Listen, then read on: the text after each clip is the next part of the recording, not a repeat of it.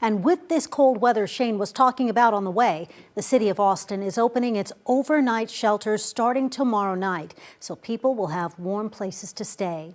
Here's KVUE's Ford Sanders.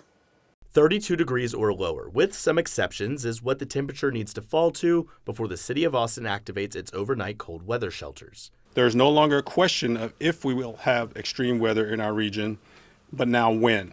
Councilmember Zoe Caudry says city staff have been making sure the unhoused population gets the resources they need when they need. We don't want to play catch up. We don't want to play from behind and try to have these get opened up after the fact. The city announced Friday overnight shelters will be open a day earlier than initially planned, from Saturday night until at least Tuesday morning. We saw how bad the storm of 21 was and the storm of 23, and the last thing I want is something like that to happen again in 24 and us playing from behind and people really suffering. The city's trying to get the word out about the overnight shelters, but their actual locations are kept secret. To register for one, you got to come to the One Texas Center just behind me, right here on Barton Springs Road, and then you'll be bused to one of those shelters. Now, registration for the shelters starts at 5 p.m. each night that you'll actually be staying there.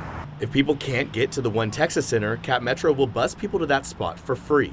That'll be their way of getting to the One Texas Center, and from there, going off to the various shelters. Caudry says protecting all Austinites in this weather is crucial. Just making sure that we do right this time around is important. In Austin, Ford Sanders, KVUE News. Thank you, Ford. And city staff tell us people who register and go to the overnight shelters will be able to stay during the day. But if they leave and want to come back, they'll need to re-register at One Texas Center each night. Austin city buildings, including libraries and rec centers, will operate as warming centers during regular business hours so people can get out of the cold during the day.